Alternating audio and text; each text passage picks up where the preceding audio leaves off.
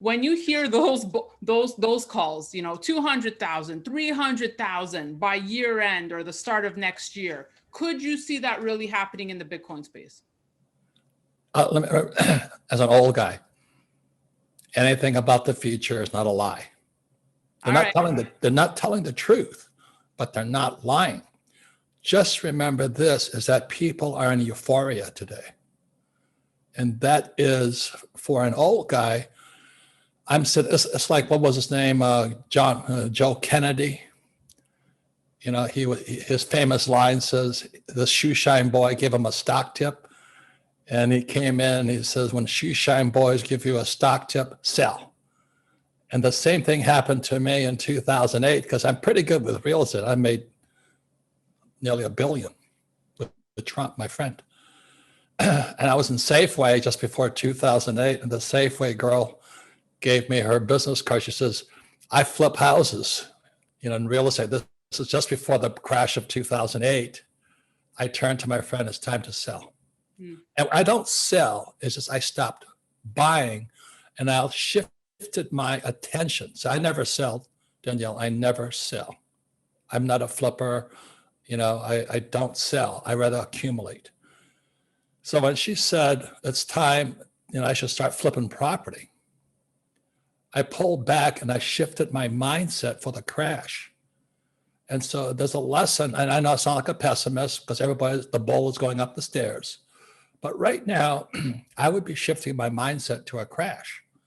Now that gets me sexually stimulated because, when the crash comes, gold, silver, and Bitcoin goes down with it.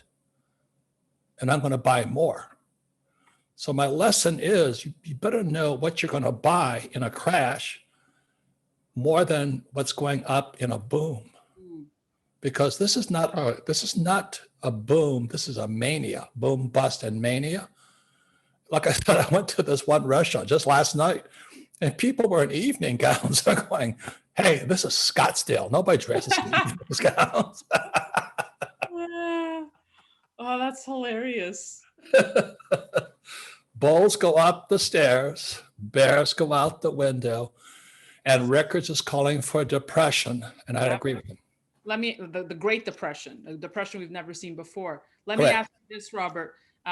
Because you've said you have a lot of wisdom, and I love when you share it with us. And today you've come armed with a lot of it. When you say this is an economy you've never seen before, right, in your lifetime, how do you even prepare for it? Like I said, I know you said you're changing your mind frame to now crash, but is there anything else you can do to prepare if you've never seen anything like this before? Yeah, there's always going to be a new Phoenix rising, if you know what I mean. Like I live in Phoenix, Arizona, but historically, that's always what happened. You look at what happened with Amazon. They rose out of the ashes of the dot-com bust. So what's going to happen is when this whole, if and when, I'm not saying it is, but if this whole thing crashes down, you're going to look for the next Phoenix. Who's going to come out of these ashes? Now, I wish I had bought Amazon back then. I wouldn't touch Amazon today. Does that make sense to you? Yeah, I just wonder who that next Phoenix is. I know, but be prepared. Listen to Stansberry Research. Yeah, no, I'm serious. My own show. I'm absolutely. That's why I listen to your program. I listen to records. I don't trust the guy selling me a 401k. I know you're our number one fan. I don't like 401ks, because that's what comes out of the dog's butt at the end of the process. I like startups. I love startups. So I'm still proactive. But when we're in the middle of, when people are wearing evening gowns in Arizona, it's a bubble. Maybe it was prom night. Who knows? What's that? Maybe it was prom night. No, not these women. The prom was a couple of decades earlier. Oh, so bad. Robert, let me ask you, speaking about the future billionaires, Amazon and Robert walking on water, what do you make of Bezos and all these other rich guys going to space? Is that something you would do next? What do you think of it? Is it waste of money or incredible? Well, I have this therapist who says, you are what you fantasize about. I don't fantasize about going in space. I flew for the Marine Corps, and back in the 60s, they were looking for guys who wanted to volunteer for the right stuff, to be a part of the astronaut program. It didn't turn me on at all.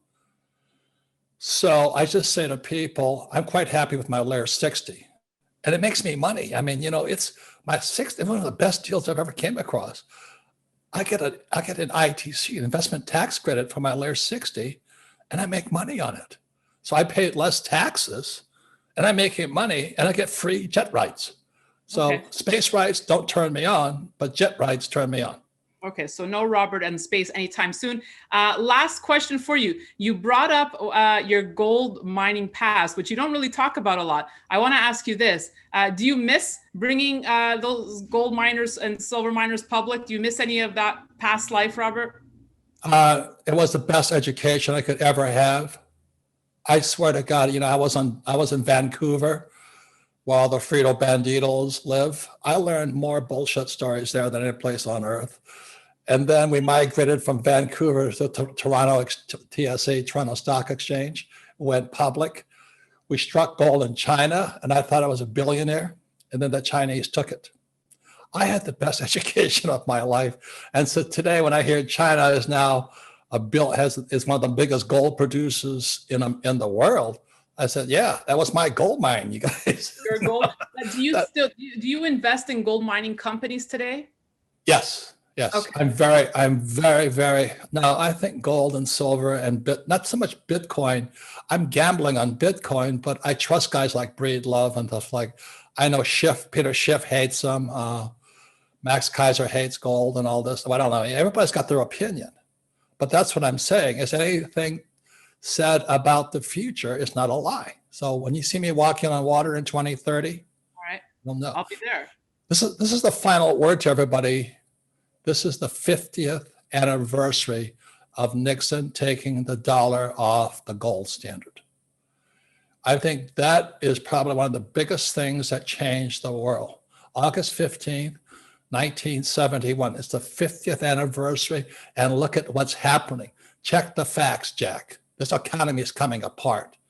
When we're printing, in what was the numbers? I just wrote them down. QE3, 80 billion a month. Today, in July 2021, $120 billion a day to keep this bull BS market in the air. God almighty, it's 50 years. Think about that. I can, and we are planning something special for that anniversary, Robert. And when you say those numbers, it's make-believe land, right? It's make-believe land. Let's just, invent numbers out of thin air.